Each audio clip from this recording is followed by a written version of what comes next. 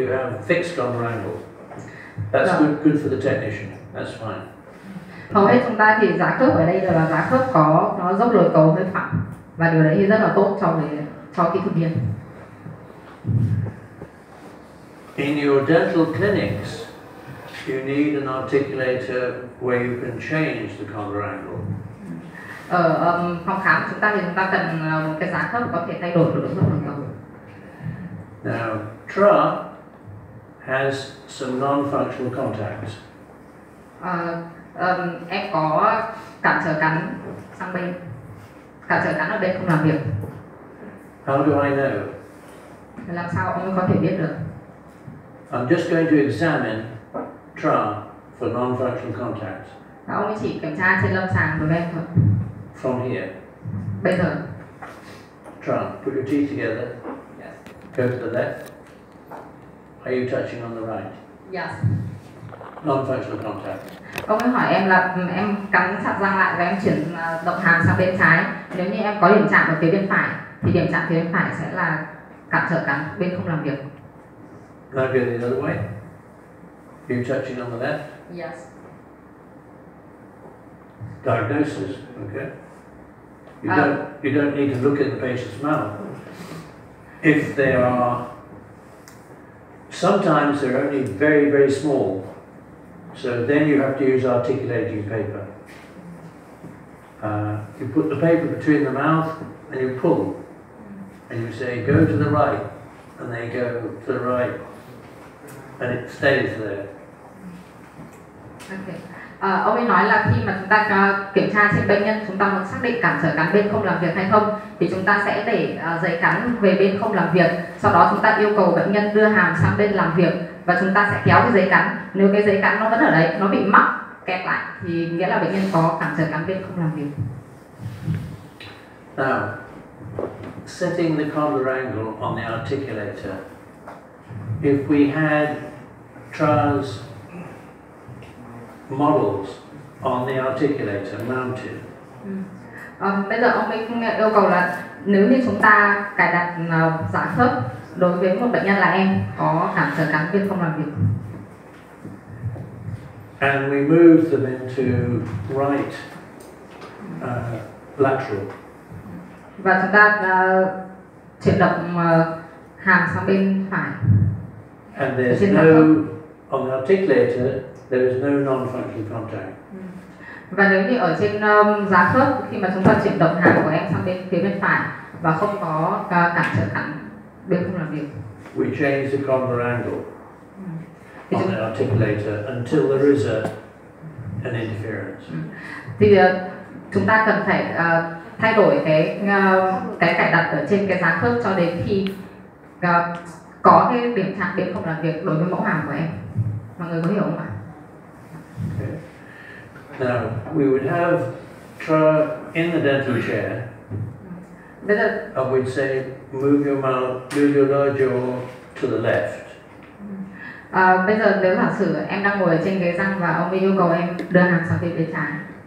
We then alter the contour angle until and there's when she goes to the left, there's only a little opening of the teeth at the front. So we know there's only a little non-functional contact. So we alter the articulated contour angle just a little bit. Okay. When we look at the other side, we may find that when she goes to the other side, the front teeth separate a lot. Ông ấy nói là nếu như giả sử như đối với mẫu hàm của em và khi mọi người quan sát ở trên giá khớp, nếu như mọi người đưa hàm của em sang phía bên trái và răng ở phía bên phải nhả khớp rất là nhiều. So then we have to move the contour angle more. Như vậy thì chúng ta phải tiếp tục chỉnh cái dốc lồi cầu cho đến khi cái mẫu hàm của em ở trên giá khớp có cản trở cắn ở bên không làm việc, bởi vì đấy là thực tế ở trên bệnh nhân. So that the articulator is then roughly the same as TRA. Như vậy thì khi chúng ta chỉnh như vậy thì chúng ta sẽ đạt được cái độ dốc lồi cầu gần tương tự như trên người thật, trên bệnh nhân thật. It'll never be exactly the same as Trump. Bởi vì chúng ta không thể đạt được độ dốc lời cầu chính xác như trên bệnh nhân. Because Trump does not look like this. Bởi vì giải phẫu thuật ở trên bệnh nhân thì không giống như ở trên xạ khớp. Because this is just one set path here. It is an average, okay? Bởi vì những cái chỉ số ở trên cái giá khớp của chúng ta chỉ là chỉ số trung bình thôi. And Trump is not average. Và dốc lời cầu của bệnh nhân thì không phải là chỉ số trung bình. Okay.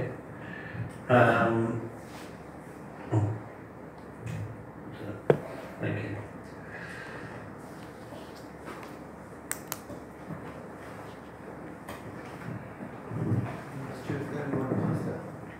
Sorry? Okay, just one second.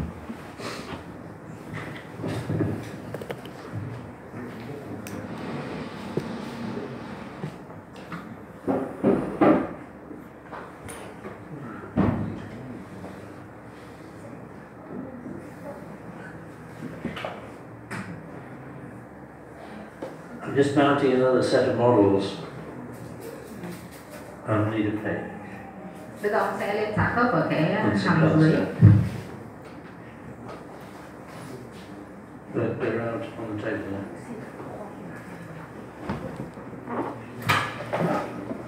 And we'll need one or two more black plates with the plaster on.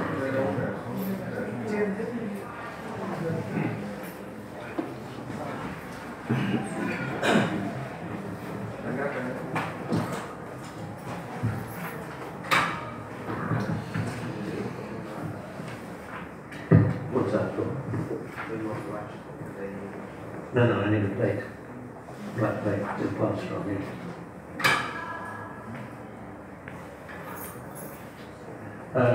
If you're changing the Bennett shift, there is something on the side here for unscrewing and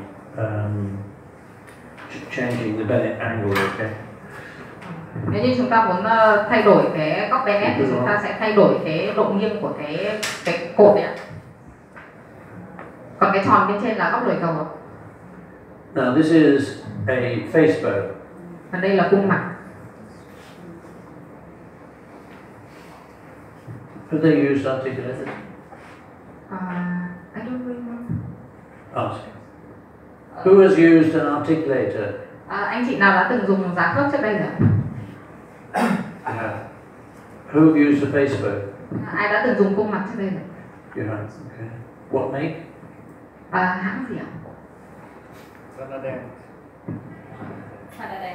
Panadol. Yeah. US. Sorry? From US. US. Okay. These are articulators from Germany. Okay.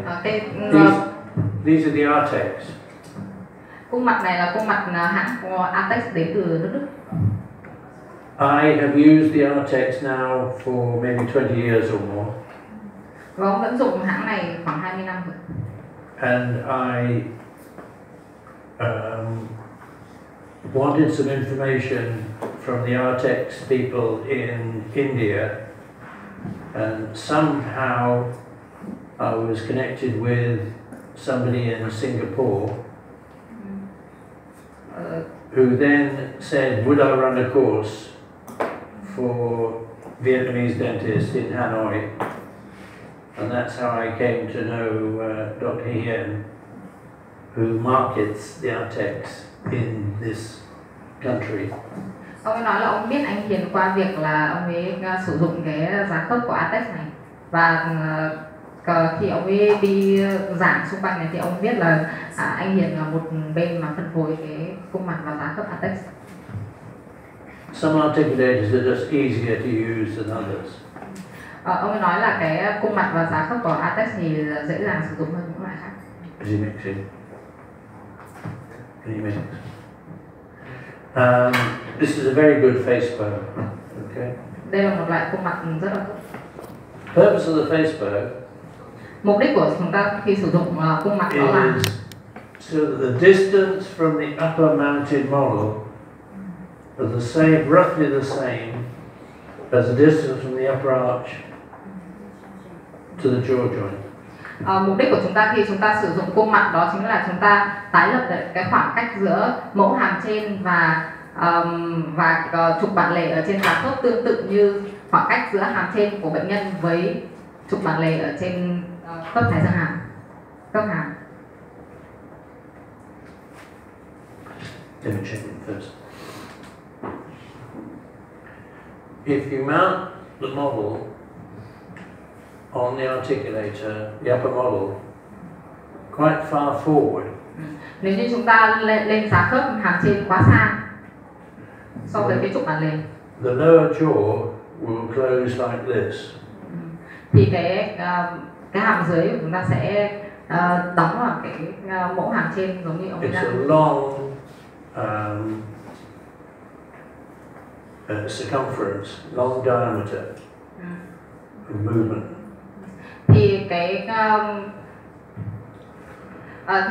chuyển động khi cái mẫu hàm dưới đóng lại so với mẫu hàm đóng lại với mẫu hàm trên ở trên giá khớp thì cái mẫu hàm dưới sẽ phải chuyển động rất là xa.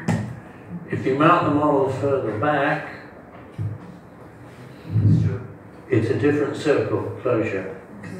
Nếu như chúng ta lên mẫu hàm trên ở trên giá khớp quá là lùi sau thì mẫu hàm dưới sẽ khi đóng lại thì nó sẽ chuyển động được ít thôi so với thực tế.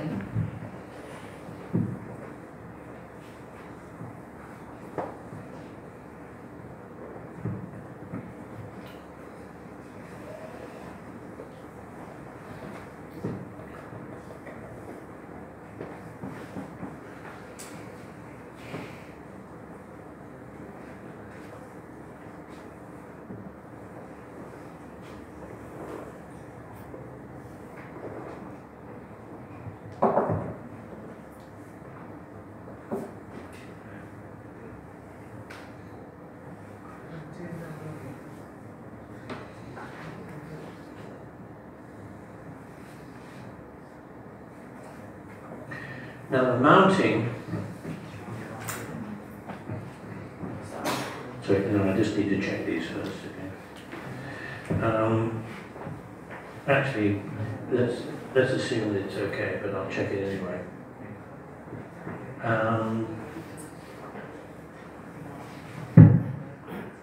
The facebone mounting on the upper it's an average. Okay, it's not exact. Khi chúng ta sử dụng cung mặt để chúng ta lên giá khớp thì đây chỉ là những chỉ số trung bình thôi, nó không phải là chỉ số Because chính xác. the facebone is put into the ears. Bởi vì cung mặt thì chúng ta sẽ đưa vào trong tai, một trong những định vị của cung mặt đấy chính là cái đưa vào trong tai. It's not the exact arc of opening. Nó không phải là nó hoàn toàn không phải là vị trí chính xác của trục bản lề. But it's close. Nhưng mà nó gần nhau. The mounting of the lower model is what needs to be absolutely accurate. The mounting of the lower needs to be absolutely accurate because it's how the teeth come together that's important. Việc lên mẫu hàm dưới thì phải khá là chính xác bởi vì nó sẽ quyết định xem là khi chúng ta đóng hàm trên và hàm dưới ở trên giá khớp thì các răng nó sẽ cắn khớp lại với nhau. Now going back to the facebone, you've mounted the upper model using a facebone with the pin set at 0. Bây giờ chúng ta sẽ sử dụng cung mặt để lên giá khớp với cái cây răng cửa được set ở vị trí 0. And you've taken a hinge record to be able to mount the lower. The hinge record is taken with the patient in the hinge position.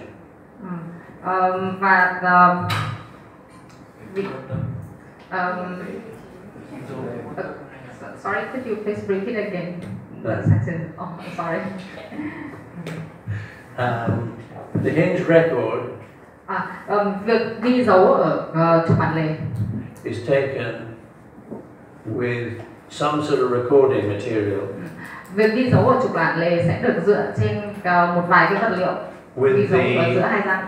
With the patient manipulated into the hinge position. Khi mà chúng ta đưa hàm của bệnh nhân ở vị trí chụp bản lề. The models are just a little bit apart, say 5, 6, 7 millimeters apart when they're mounted because of the record. Và cái răng hàm sau của chúng ta của bệnh nhân sẽ cách nhau từ 5 cho đến 6 mm bởi vì cái vật liệu cắn có thể là sáp cắn hoặc silicone. Now, when you take the record out and you close the articulator. Và bây giờ khi chúng ta lấy cái sáp cắn đấy ra và chúng ta đóng cái giá khớp lại. The position of the cusp tip that touches first, when you have the models far forward, will be different from further back because the circle is smaller than the big circle. Big circle, this hardly goes forward. Okay, little circle, different.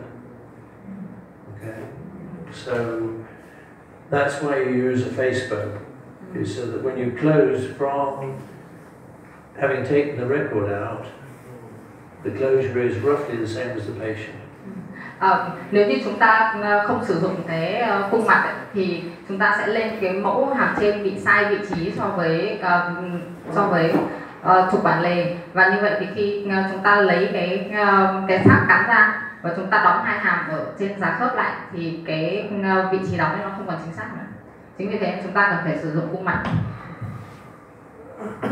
Now, does anybody here play chess? Play chess. Có ai chơi cờ không ạ? Cờ gì? Which type of chess? Có lẽ là cờ vua. You know chess? Yeah. What do you call it in Vietnamese? Cờ vua. Okay. If I was teaching cờ vua, nếu như ông ấy dạy and you did not have a chessboard in front of you, và ông ấy không có nếu như ông dạy một cờ vua và chúng ta không có bàn cờ vua ở trước mặt, and we just had pictures of chessboard here, và chúng ta chỉ có tranh thôi, that would be very difficult. Như vậy thì rất là khó. Okay. That's why we have everything here so you can touch and feel and work. Okay. Đấy là lý do tại sao chúng ta có giá khớp, có tất cả mọi thứ ở đây. Các anh chị có thể đụng vào và sờ.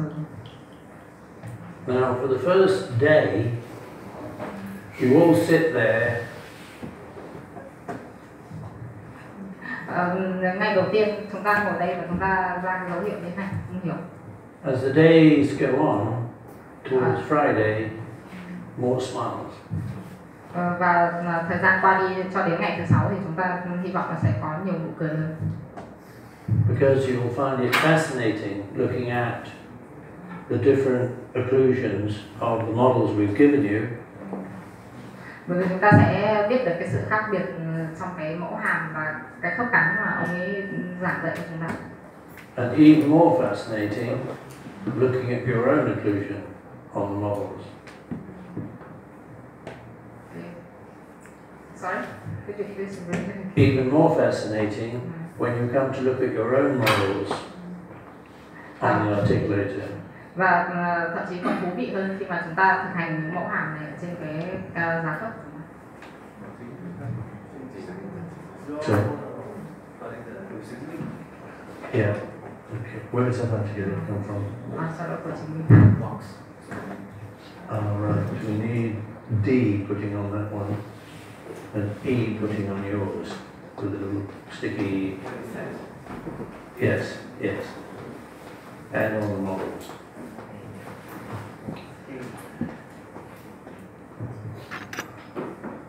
Do you know golf?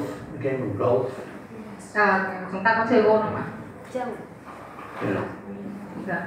When you learn golf, they say you hold the club like this, you put your hand around this, Khi chúng ta chơi gôn thì người dạy sẽ nói là chúng ta cần phải cầm You cái think cán gôn like this, như thế này và đứng như thế này, and you bring it up like this, và chúng ta vung tay như thế này, and then you bring it down like this, và đưa tay xuống như thế này, and then you bring it up like this, và lại đưa tay and lên up như thế like này. this.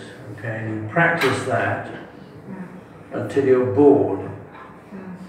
Chúng ta cứ đánh cái bóng, đánh cho đến khi cái bóng And then the coach chạm vào bóng chúng says, ta. now just hit the ball. And you go, Và nếu như chúng ta nói là cứ đánh bóng thôi, người giáo viên nói là cứ đánh bóng thôi thì chúng ta sẽ cứ đánh bóng thôi. Chúng ta không phải tập luyện cái động tác như vừa rồi. so you have to go through the first bit before you can do the and that's what you're doing here. Okay. Như vậy bây giờ chúng ta sẽ phải đi vào cái bước đầu tiên. The purpose of using semi-adjustable articulators Mục đích yeah, go ahead. Do you want to just say that? Mục đích của chúng ta khi chúng ta dùng giá khớp bán điều chỉnh. You see, just a hinge like this, you can't study the left and right. Nếu như chúng ta chỉ biết cái đóng mở ở trục bản lề ở trên cái giá khớp này thì chúng ta sẽ không hiểu được, chúng ta không học được chuyển động của hàm ở trên giá khớp sang trái sang phải. Also,